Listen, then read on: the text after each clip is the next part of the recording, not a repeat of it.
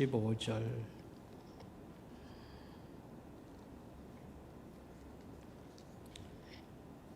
요한복음 1장 35절부터 42절까지 말씀입니다. 또 이튿날 요한이 자기 제자 중 두 사람과 함께 섰다가 예수께서 건의심을 보고 말하되 보라, 하나님의 어린 양이로다. 두 제자가 그의 말을 듣고 예수를 따르거늘 예수께서 돌이켜 그 따르는 것을 보시고 물어 이르시되 무엇을 구하느냐? 이르되 랍비여 어디 계시나이까? 하니 랍비는 번역하면 선생이라. 예수께서 이르시되 와서 보라. 그러므로 그들이 가서 계신 데를 보고 그날 함께 거하니 때가 10시쯤 되었더라. 요한의 말을 듣고 예수를 따르는 두 사람 중에 하나는 시몬 베드로의 형제 안드레라.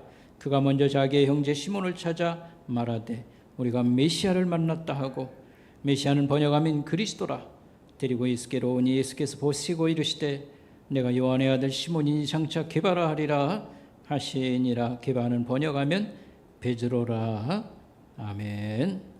이 시간에는 우리 특별 찬양을 내일 우리 여성로들이 아마 노회 여전도에 찬양 경연 발표회가 있어서 준비를 이렇게 잘 했다고 합니다. 우리 하나님께 또 영광을 올려드릴 수 있기를 바라겠습니다.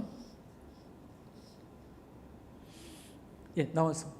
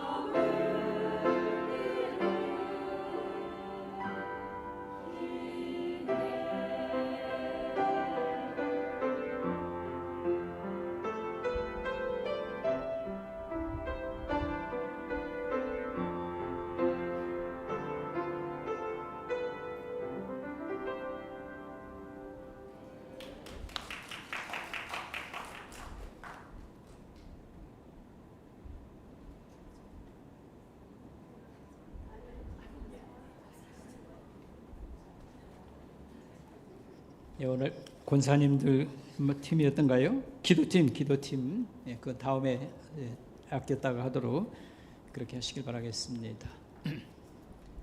예, 요 가운데 자리로 오세요. 거기 앉지 마시고. 예. 자, 우리 찬양팀들, 예, 이쪽 가운데 자리로.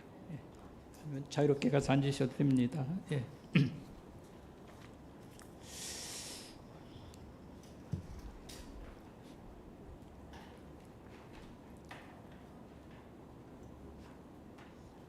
여러분, 그 내일 가서 찬양을 잘 하시되 이렇게 뭐 1등, 2등 했네 여기다 비중을 두지 마시고 항상 이 찬양이 하나님께 아름다운 그런 영광을 이룬 그런 선물, 예물인 것을 기억하고 여러분 이렇게 하면서 음악 실력을 이렇게 또 갈고 닦으면 더욱 좋겠습니다. 꼭 이렇게 했으면 좋겠다 찬양을 이런 생각하는 데가 있어요. 우리 성도들의 아름다운 장례식에 가서 입으로 그냥 쫙 이렇게 부르면 너무 좋겠죠. 그렇죠? 천국 가는 그 자리. 우리 뭐 지난주에도 갑자기 이렇게 돌아가셔가지고요. 부산 갔다가 안 간다는 말도 이상하고 제가 대표로 가야 되는데 하여튼 가게 됐어요. 그래서 금방 갔다가 아침 10시에 갔다가 저녁 10시에 돌아오긴 했습니다만 또 예수님을 잘 믿으신 가정이고요. 또 방기정 집사님은 동생이 또 목사님이더라고요. 그래가지고 의미 있는데 그냥 뭐 병원 마지막에 이렇게 투석을 하셔서 고생을 많이 했다고 그러는데 하여튼 예수 믿고 돌아가신 것 생각하면 그냥 그렇게 마음에 편안함이 있고 고마움이 있습니다. 그래서 우리 성도들도 예수님을 잘 믿다가 돌아간 성도들 장례식을 아주 수준 높게 또 이렇게 잘 모셔서 천국 환송 예배를 드리는데 그 자리에 우리 성도들 꼭 이 찬양팀이 좀 있었으면 좋겠어요. 그래서 2부로 쫙 불러도 좋고요. 3부로 불러도 좋고 4줄 가까이라든지 하여튼 여러분 어떻게 생각합니까? 좋겠지요? 그러니까 평상시 우리가 음악 실력을 닦으면 좋겠고 저 개인도 사실은 음악에는 빵점입니다. 이제 우리 신학대학 다닐 때에도 이제 1학년 때는 이제 음악 시험도 보고 그랬는데 하여튼 뭐 음악에는 재주가 없어요. 저는 미술에는 재주가 있는데 음악에는 좀 그런 게 있습니다. 그러지만 계속 이 찬양을 떠나서는 살 수가 없을 정도로 이렇게 중요한 그런 찬양인데 요즘은 너무 좋은 것이 여러분 우리 휴대폰 들고 다니면서 음악을 들을 수 있죠. 그리고 찬송가 그것도요. 다 반주도 나오고 그러니까 우리가 찬송을 잘 배워서 부르면 이게 음정 박자 맞고 여기다가 좀 우리가 마음을 담으면요 이렇게 좋을 수가 없습니다. 그래서 여러분들이 바쁘게 살면서도 그렇게 했으면 좋겠고 아까 우리 찬양팀에서 같이 불렀던 예수 나의 산소망 여러분 너무 좋지 않아요? 그렇죠? 제 생각에 10월 말에 우리가 초청잔치를 할 때에 우리 다 같이 일어나서 성가대 뭐 찬양은 찬양이고 그걸 같이 부르면 어떻게 좋겠죠? 그렇죠? 그래서 열심히 여러분 듣고 준비를 하시기를 바라겠습니다. 그래서 그날 시간 때문에 형편이 안 되면 저녁에 같이 부른다든지 낮에 한번 하면 더 좋지 않을까 생각을 합니다. 오늘 저녁에는 우리 사람을 주님께로 인도한 안드레 예수님의 12제자 가운데 안드레라는 사람을 우리가 생각하도록 하겠습니다. 오늘 요한복음 1장 35절부터 42절까지 우리 본문 말씀인데 이제 9월달 들어와서 새로 입주하는 아파트를 대상으로 우리가 전도를 지금 진행을 하고 있는데 여기에 좋은 영감을 주고 교훈을 받을 수 있는 사람이 이 안드레라 배울 게 많다 이렇게 말할 수 있겠습니다. 현재 하는 일은 예수님을 붙잡고 뭐 예수 믿으세요 뭐 이런 게 아니고 우리 교회를 사실 홍보하는 겁니다. 선물을 나눠가지고 그래서 전도라기보다는 뭐 전 단계 인도라고 할까요? 오늘 성경 얘기 속에 이 인도하는 그런 얘기들 안드레와 관계 있고 그 다음에 이 안드레는 제가 계속 설명하겠습니다만 예수님의 첫 번째 스타트 제자 중에 첫 번째 예수를 이렇게 믿은 사람이고 평생 전도자로 인생을 맞춥니다. 그래서 오늘 우리가 한번 좀 깊이 생각할 필요가 있다 이렇게 생각을 합니다. 일단 여러분, 안드레는 어떤 인물이었는가 하면 예수님의 제자들은 다 북부 이 갈릴리 지역 출신들이 대부분입니다. 남쪽 사람이 유일하게 있는데 그게 가룟 유다예요. 이카르시옷이라고 그래서 남부 사람은 이 지역으로 타자면 이 가룟 유다 한 사람. 그런데 이제 이 안드레는 북부 갈릴리 출신 사람이고요. 여러분 잘 아는 것처럼 베드로의 뭐죠? 친형제. 베드로의 친형제였고, 복음서에서는 안드레의 얘기가 짤막하게 한 5번 정도 이렇게 나오는 것을 볼 수 있습니다. 그 형제를 한번 비교해 보겠습니다. 어떤 성격을 파악하기 위해서 베드로와 안드레는 어떤 차이가 있는가? 베드로는 성격이 좀 급한 사람, 좀 충동적이다. 우리가 보통 하는 얘기는 덜렁덜렁한 그런 남자라고 하면 안드레는 그 반대입니다. 아주 조심스럽게 생각을 해가는, 이렇게 활동하는 사람 이렇게 볼 수 있고요. 베드로는 하여튼 열정적이나 앞장서는 이런 스타일인데, 안드레는 그 반대로 뒤를 따라가는 사람, 이 정도로 생각하면 되겠고요. 베드로는 공격적입니다. 마치 우리 팀을 보호하기 위해서 내가 주먹이라도 휘두르 갔다 해가지고 그 말고라고 하는 사람의 귀를 예수님 체포될 때에 귀를 이렇게 벤 그런 일 있지 않습니까? 그런데 안드레는 반대로 조용하고 침착한 사람 이렇게 생각하면 되겠습니다. 근데 안드레라는 이름의 뜻은 뭐냐면 남자, 장부 이런 뜻입니다. 그래서 좀 성격을 지금 비교했습니다만 남자들 중에 좀 저처럼 이렇게 힘이 없는 사람, 빈약한 사람 아닌가 생각하면 그런 건 아닙니다.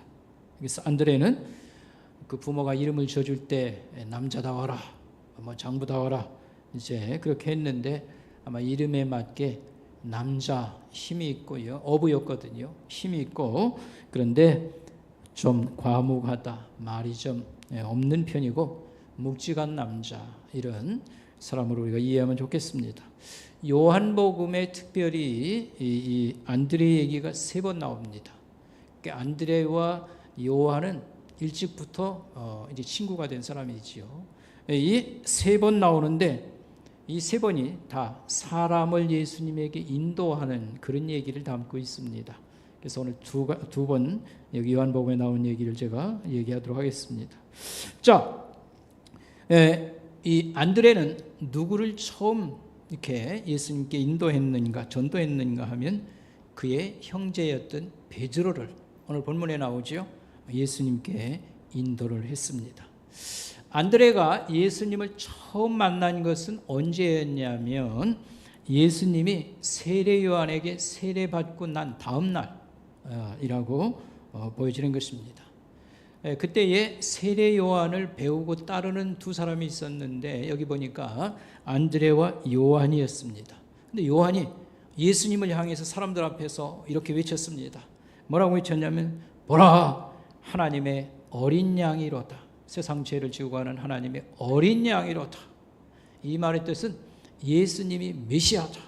우리가 고대하듯 하나님이 보낸 그런 메시아다, 구세주다, 이런 말씀이었습니다. 이 말을 듣고서 즉시 요한을 따르던 이 제자였던 이 사람들이 예수님께로 예수를 따르는 그런 사람으로 이제 또 새 출발을 하는 것을 볼 수 있습니다. 왜냐하면 다들 살기가 어렵고 또 그래서 한 가닥 소망이 하나님이 보내는 이 메시아가 오면 이런 문제가 다 해결되리라 해서 메시아를 열렬히 기대하는 그런 신앙을 가지고 있었는데, 바로 세례 요한이 이런 증거를 하니까 예수님을 즉시 따르게 된 것입니다.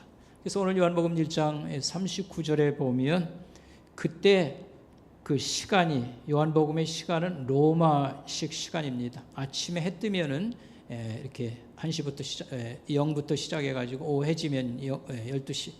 그래서 10시라고 그랬어요. 오전 10시를 얘기하는 것이 아니고 10시면은 오후 한 4시. 오후 4시쯤 이 예수님을 만나게 되시오. 예수님의 계신 곳에 가서 그 밤 늦게까지 하룻밤을 같이 있으면서 예수님의 놀라운 그런 말씀들을 듣고 인격적으로 굉장한 감동을 받은 것 같습니다. 이들이 예수를 따르는 그런 사람들로 이제 출발을 하게 됩니다. 그래서 12제자 가운데 요한과 안드레가 예수님의 첫 번 제자가 되는 사람들. 그러나 제자로서 부름받는 것은 그보다 한참 뒤에 얘기입니다.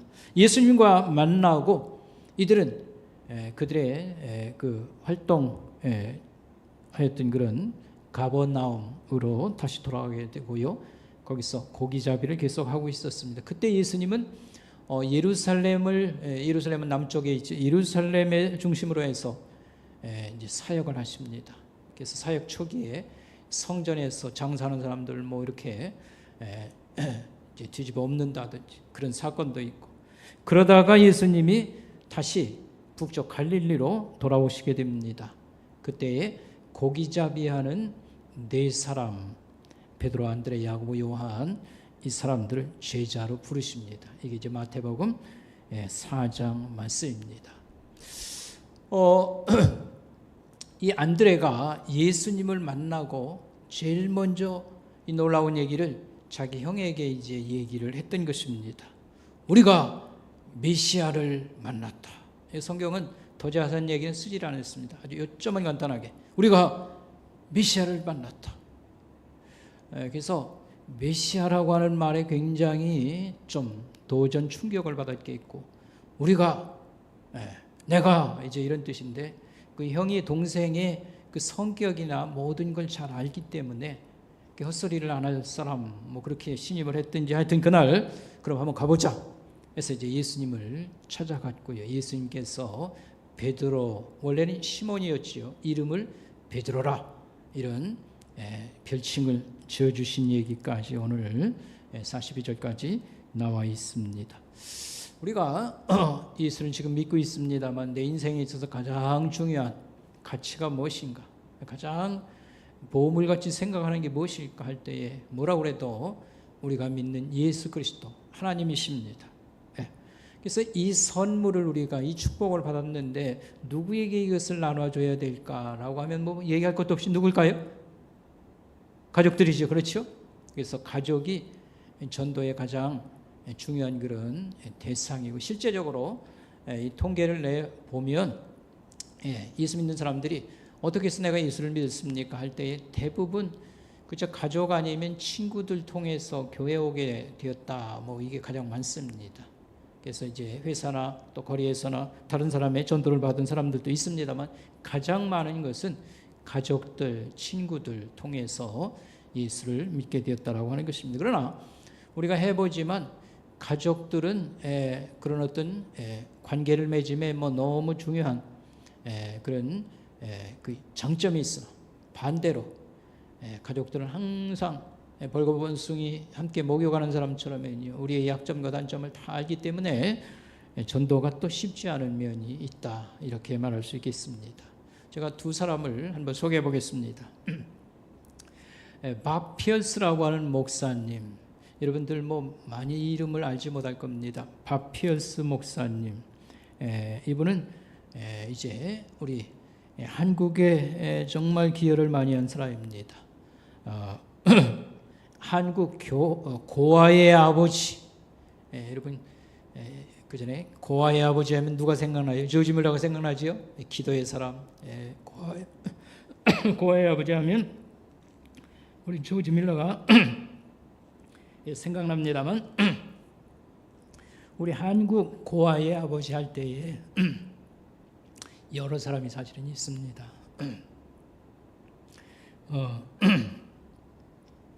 아마 서너 명은 될 거예요. 우리가 6.25 전쟁 후에 부모들이 많이 죽고 또 아이들을 많이 낳고 그래서 고아들이 너무 많았어요. 근데 그 중에 이 바피어스 목사님은 여러분이 좀 잘 알면 좋겠고, 또 제가 여러 번 한번 소개하려고 생각을 하고 있습니다. 목에다가 제가 힘을 줬더니만 좀 부드럽지 않습니다. 이분은 그 세계에 우리 한국 고아들만 그 사업을 이렇게 한 게 아니고요. 이 세계 구호 사업의 아버지라고도 말할 수 있겠고요. 여러분 한마디로 얘기하면 월드비전이라는 단체가 있죠. 들어봤죠? 이 월드비전을 세운 분입니다. 월드비전이 그전엔 선명회라고 불렀다가 문선명회하고 이름이 좀 겹치는 게 있어가지고 이걸 바꿨죠. 월드비전으로. 선명회라고 하는 그 단체를 만든 영락교회 한경직 목사님 뭐 이런 분들이 함께 했습니다만 밥 피어스 목사님이 시작을 했습니다. 이분은 세계적인 부흥사입니다. 한국에 와서 굉장히 많은 집회들을 인도했었고요. 이분은 또 독립 선교사입니다. 뭐 교회의 파송을 받고 오고 뭐 이런지 않은 그런 자비령 선교사라고도 말할 수 있고요. 세계 선교의 전략가이고요. 칭찬해 줄 게 너무너무 많이 있습니다. 나중에 제가 또 이렇게 좀 소개하도록 하겠습니다. 근데 무슨 얘기를 하려고 그러냐면 말년에 쓸쓸한 그런 모습을 가지게 되었습니다. 그래서 우리가 큰 충격을 받으면 망연자실한다고 그러지요. 휠체어를 타고 그 말년에 이 쓸쓸한 그런 마지막을 가지게 되었는데 왜 그러냐면 그 중에 첫째가 뭐냐면 이 맏딸이 셸론이라고 그러는데 16살 먹은 이 맏딸이 자살을 했어요. 그러니까 아버지가 1년에 10개월을 외국에 가서 전도하고 뭐 고아들 돌보고 뭐 이렇게 했지요. 그러니까 이렇게 훌륭한 사람이 없습니다. 근데 이제 이 청소년기를 지나면서 가정을 안 돌봤다고 뭐 이렇게 생각했는데 어쩔지 모르지만 사춘기 지나면서요. 이 맏딸이 자살을 했습니다. 그 딸 둘이 있었는데 둘째 딸은 이제 그러지 아니하고 이 아버지 하던 사업도 이렇게 참여를 하고 그렇게 했습니다. 어쨌든 가족 간에 이런 아픔이 있었고 또 아내마저 또 가정을 안 돌봤다고 생각했는데 이혼하는 그런 일이 있었고요. 나중에 병이 들어서 1978년도에 64세로 사망을 했습니다만 또 마음대로 안 되는 거. 저는 이 사람을 표현한다고 하면 전쟁터에서 큰 장군에다가 비교할 수 있겠습니다. 하나님 나라에. 이런 사람이 이렇게 하다가 보면 다 가족들 챙길 수가 없습니다. 여러분 잘 아는 것처럼 도산 안창호, 물론 미국 유학도 했었고요. 도산 안창호는 가족들이 미국에 다 살았습니다. 그런데 딸 12살 때 한국으로 와서 이 독립운동을 이렇게 하고 할 때에 그 딸에게 너는 이렇게 잘 커서 어머니와 함께 뭐 이래가지고 훌륭한 사람이 되어라. 그래서 안수산 여사가 잘 커서 미국 정보기관에 그런 또 지도자급 위치까지 가고요. 좀 한국 사람의 어떤 스타일도 좀 미국하고는 좀 다릅니다만 그 가족들이 좀 이해해 줬으면 좋지 않겠는가. 여러분 미국이라고 그래가지고 우리보다 뭐 수백 년 뭐 앞서고 뭐 그런 거 전혀 아닙니다. 1950년대만 해도 여러분 그 수영복 비키니라고 하는 게 언제 생겼냐면 1950년대 생긴 거예요. 미국에서 처음 이게 비키니가 나왔는데 그때만 해도 있지 않습니까? 팔, 다리 요거만 이렇게 하고요. 그래가지고 미국에서도 있지 않습니까? 이게 그 뭐랄까요? 미풍양속 해치는 거라고 그래 고발당할 정도로요. 그 정도로 보수적이고요. 사는 것도 거기도 별 볼 일 없었어요. 과거로 돌아가면요. 근데 하여튼 이렇게 훌륭한 그런 참 귀한 인물이 났을 때 가족들이 좀 이해하고 도와줬으면 더 좋지 않겠는가 이런 마음을 갖습니다. 어쨌든 제가 이 말씀을 드리는 것은 이 마피어스 같이 참 존경받을 만한 정말 귀한 분인데 또 사춘기를 한 자식들은 아버지가 외국에만 나가 있고 그러니까 그래서 자살해 죽는 이런 불행이 있었던 것을 볼 수가 있습니다. 여러분 잘 아는 D.L. 무디 목사님은 원래 구두 수선공이었고요. 여러분이 잘 아는 것처럼 그렇게 했는데 자기가 예수님을 영접한 후에 집안 식구들에게 전도를 하려고 할 때 이게 좀 쉬운 일이 아니라고 이렇게 했습니다.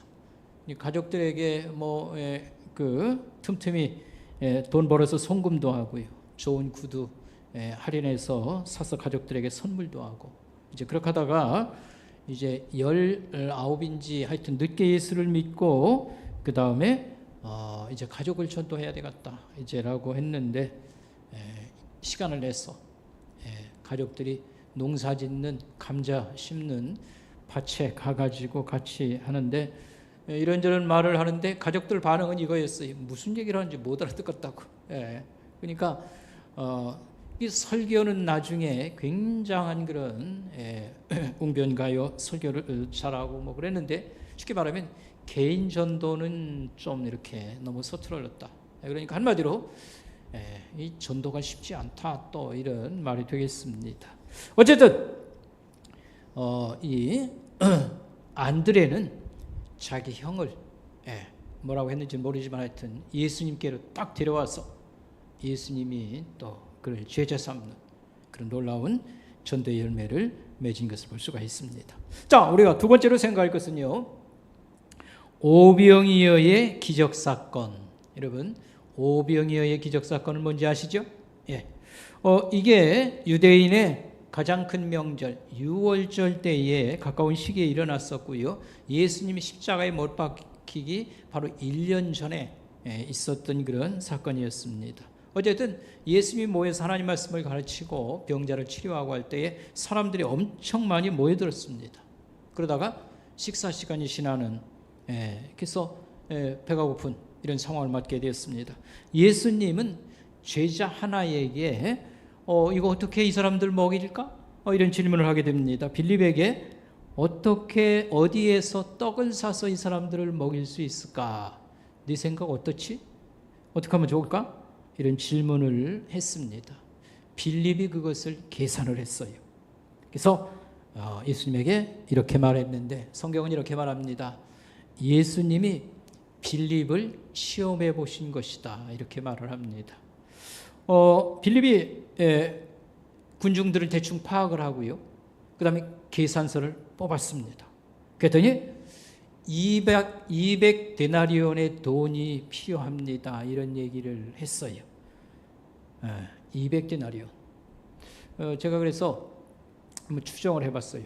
이 계산이 얼마나 맞아 떨어졌었겠는가 추정에 근거합니다만, 200 데나리온, 한 데나리온이 노동자 하루의 품삯입니다. 그러니까 200 데나리온은 노동자 한 사람이 8개월 동안 돈 번 품삯에 해당됩니다. 그래서 우리 현재 돈으로 가치가 똑같은 건 아닙니다만 하여튼 뭉뚱그려서 계산을 해봤습니다. 그러면 매월 수입이 380만 원씩 받는 사람이 8개월 번 돈이 얼마면 3천만 원이에요. 3천만 원. 3천만 원은 있어야 되겠습니다. 이제 그렇게 얘기한 거예요. 모인 사람이 얼마나 될까? 남자면 5천 명이라고 그랬습니다만 여기다 3배를 해서요, 대개 이제 아무래도 여성들이 더 많지요, 자녀들까지 해서 한 15,000명 잡고 2,000원짜리 김밥 2줄을 준다, 이렇게 계산하니까 딱 얼마요? 3천만 원이 되는 거예요.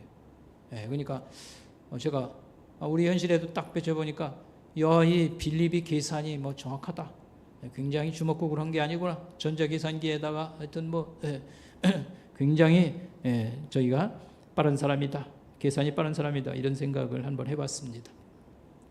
다른 제자들도 거기 있었는데 이런 질문을 받고 어떻게 이 예수님의 이런 질문에 대해서 우리가 어떻게 해야 될지를 모르는 그런 상황이라고 말할 수 있겠습니다. 그러면서 한 사람이 이렇게 말했어요.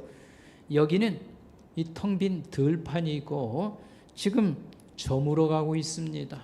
해가 이제 곧 떨어져서 캄캄해질 것인데 선생님, 이 사람들을 마을에 들어가서 사 먹게 해 주시면 좋겠습니다, 이런 제안을 했습니다. 쉽게 말하면 군중을 해산해서 오늘은 여기까지만 하시고 그 다음에 돌아가면서 밥을 먹게 해 주시는 게 좋을 것 같습니다, 이런 답변을 하는 겁니다. 근데 이때 예수님은 이렇게 말했어요. 갈 것 없다. 너희가 먹을 것을 주라. 이렇게 말을 했습니다. 그 사람들 돌려보내지 말고 너희가 먹을 것을 주라. 이런 말씀을 했습니다. 이때에 안드레가 이런 얘기를 했습니다. 여기 한 아이가 가져온 도시락이 있나이다. 그래서 떡 5개, 보리떡 5개와 물고기 2마리가 여기 있습니다 하면서 이걸 예수님 앞에 가져오게 된 것이지요. 이때에 안드레는 무슨 생각을 했을까 한번 우리가 되짚어 보면 좋겠습니다. 안드레나 모르겠어요. 다른 제자들도. 예수님이 그랬거든요. 갈 것 없다. 너희가 먹을 것을 주어라. 지금 줄 게 없어가지고 또 돈도 없어가지고 지금 뭐 이런 판인데 예수님이 이런 말을 했어요.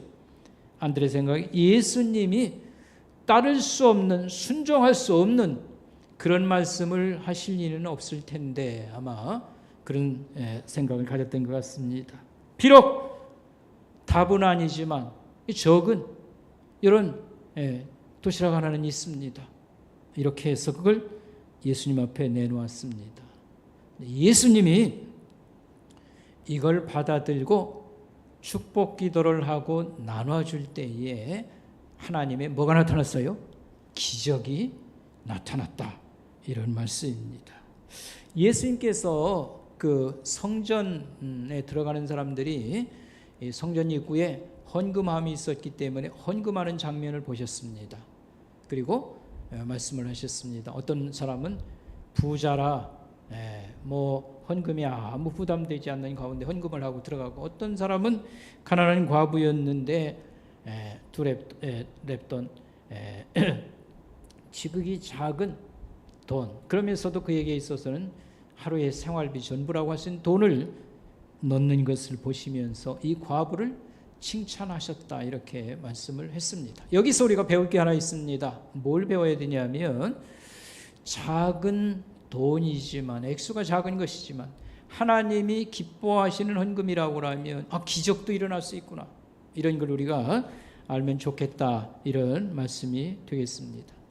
자, 일단 오병이어 사건 속에서 그날 쉽게 말하면 이 아이의 작은 도시락 예수님이 축복하고 나눠줄 때에 계속 이제 불어나지요. 기적의 떡이 되었는데 이 기적의 떡이 만들어지고 또 넉넉히들 먹었어요. 근데 그날 제일 감동받은 사람, 눈이 이렇게 커진 사람이 있다고 하면 여러분 어떤 사람을 들 수 있을까요? 누가 가장 그날 감동을 많이 받았을까요? 누구일까요? 안드레일까요? 아니면 누구일까요? 아마 그날 제일 감동을 많이 받은 사람은 이 도시락을 내놓은 소년이었을 겁니다. 이 작은 도시락이 이렇게 많은 사람들 찢어서 먹고서도 남도록, 이야, 굉장한 그런 충격 내기는 감동을 많이 받지 않았을까. 한마디로 말하면 작은 것이 하나님이 기뻐하시면 기적의 떡이 될 수 있구나 하는 것입니다. 제가 오늘 리빙스턴 얘기를 예화를 들으려고 했는데 아침에 우리 김 목사님이 다 해놨으니까, 그래서 그 부흥회를 열렸던 목사님이 뭐 했다고요? 오직 한 소년을 이렇게 사실은 은혜 받게 했는데 이 사람이 아프리카에 그야말로 문명의 빛을, 하나님의 말씀을 전파하는 그런 위대한 사람으로 이렇게 클 줄, 그런 사람일 줄을 어떻게 알았겠습니까? 그러니까 여기서 우리가 깨닫는 것은 이 안드레가 작은 것의 가치를 발견했다, 알게 된 그런 사람이라고 하는 것을 우리가 적용하고 배우면 좋겠습니다. 우리가 하나만 더 생각하도록 하겠습니다. 그 안드레가 이방인 전도에 관한 그런 말씀이 요한복음 12장에 나옵니다. 12장 20절에 볼 것 같으면 거기에 이런 사건이 있었습니다. 명절날 성전에 예배를 드리러 온 사람들 중에 외국인들이 있었어요. 그 헬라인이라고 그랬습니다. 그리스 사람들 몇이 명절에 하나님 성전에 예배를 드리러 온 사람이 있었습니다. 그래서 와가지고 예수님을 찾는 겁니다. 그래서 빌립에게 찾아와서 선생이요, 우리가 예수 선생을 좀 만나 뵈기를 원합니다. 이런 사건이 있었습니다. 그 당시만 해도 여러분, 예수님이 뭐 이렇게 오병이어 사건이라든지 기적 사건에 감동을 주어서 사람들이 이제 점점 많이 모이는 건 사실이지만, 외국 사람이 예수님을 찾아온다고 하는 것은 좀 아직은 그러지 않나 싶습니다. 예수님이 외국 사람을 찾아서 뭐 이렇게 복음을 전하고 그런 것도 아니고, 그 다음에 우리가 잘 아는 것처럼 이제 십자가에 죽으시고 부활하신 다음에 이 복음이 온 세상에 퍼지는 그런 계기인데, 아직 이런 사건이 일어나지 않은 이런 때에 외국인이 예수님을 찾아온다라고 하는 건 좀 의외의 어떤 얘기가 아닌가 싶습니다. 근데 그 헬라 사람, 그리스 사람들이 와가지고 누구 제자를 파악을 했는지 빌립이라는 제자를 찾아왔어요. 빌립이라는 말은 이게 지금 그리스식 이름입니다. 그래서 우리가 뭐 예수님의 12 제자 중에 뭐 이름을 명단을 안다고 하면 혹시라도 한국 사람은 뭐 김이라든지 박이라든지 이런 이름이 들어가면 이거 한국 사람이니까 뭐 이렇게 해가지고 혹시라도 그 사람 통해서 예수님하고 뭐 얘기를 하려고 그러겠죠? 그래서 예수의 제자 가운데 김씨라고 하면요, 제자 찾아가가지고 김 선생을 통해서 예수님을 만나려고 아마 하지 않았는가 싶습니다. 빌립을 찾았는데, 이 그리스 이름이라서 빌립을 찾았는데, 빌립이 이 사람들을 데리고 예수님한테 직접 가지를 안 했어요. 어떻게 했냐면 안드레를 찾아요. 그러면서 이 빌립과 안드레가 이 그리스 사람, 헬라 사람들을 예수님한테 데리고 가는 겁니다. 여기서 우리가 하나 생각해 보는 것은, 안드레가 예수님과 아주 그 친밀한 어떤 교제가 있었다든지, 또 한 가지는 우리가 지금 생각하는 것처럼 사람을 예수님에게 안내하는 데는 안드레가 경력이 많다고 하는 그런 의미를 가지고 있지 않을까 싶은 것입니다. 그런데 이때 예수님이 놀라운 말씀을 하시는 것을 볼 수 있습니다. 우리가 잘 아는 말씀인데, 인자의 영광을 얻을 때가 왔도다. 내가 하나님의 영광을 얻을 때가 왔도다 하면서, 한 알의 밀알이 땅에 떨어져 썩지 아니하면 한 알 그대로 있고 썩으면 많은 열매를 맺게 될 것이라. 그 말씀을 거기서 하셨습니다. 한 알의 밀알이 땅에 떨어져 썩으면 많은 열매를 맺는다. 그건 뭘 얘기할까요? 예수님의 십자가 사건과 부활을 얘기하는 겁니다. 그래서 이 전부 얘기 속에 담긴 내용은 뭐냐 하면, 예수님이 죽고 부활하면 온 세상에 이 복음이 전파되면서 그리스 사람이나 아니면 그 밖에 다른 족속들, 민족들이 이제 몰려서 이 복음을 듣고 예수님에게 아마 오게 될 것입니다. 그런데 바로 이 사람들이 예수님을 만나는 이 사건은 바로 부활과 그 다음에 성령 강림 사건 이후에 세계 복음 전파의 어떤 전적, 먼저 있을 징조라, 이런 것으로 말씀을 우리가 이해하면 좋겠습니다. 이와 같이 안드레는 사람을 예수님에게 인도한 그런 대표적인 사람이라고 말할 수 있겠고요. 특별히 야고보와 요한과 베드로, 예수님에게 있어서 가장 측근이라고 말할 수 있습니다. 야고보, 요한과 베드로, 이 세 제자는 어떤 의미에서 누가 크냐, 높은 자리, 이 경쟁을 벌이는 것을 볼 수 있습니다. 그런데 여기다 대면 안드레는 그런 걸 전혀 찾아볼 수가 없습니다. 명예욕이 없다고도 말할 수 있겠고요. 오직 사람을 예수님에게 인도하는 거에만 관심이 있는 사람으로 보여진다는 그런 것을 우리가 얘기할 수 있겠습니다. 한마디로 말하면 안드레는 어떤 사람이냐? 하나님 일만 잘 된다고 하면 나는 뒤로 쑥 빠져가지고 내 이름 뭐 다 가려져도 괜찮다, 이런 스타일의 사람이라고 하는 사실을 우리가 기억하면 좋겠습니다. 안드레는 대중 앞에 베드로가 오순절날 설교에서 3,000명이 뭐 결신자가 나오고 그런 것과는 거리가 좀 있는 것 같습니다. 대중 앞에서 설교를 했다든지 교회를 세웠다는 그런 얘기도 성경에 나오지 않고, 그 다음에 서신을 썼다고 하는 그런 얘기도 없습니다. 그리고 사도행전에 그 이후에 등장하지 않습니다. 그러나 안드레는 전승에 의하면, 교회 역사가 유세비우스라는 사람 기록에 의하면 안드레가 스키타이족에게 가서 복음을 전파했다, 이제 그렇게 나옵니다. 스키타이가 누구냐 하면 이 족속은 지금의 쉽게 말하면 우크라이나를 생각하면 되겠습니다.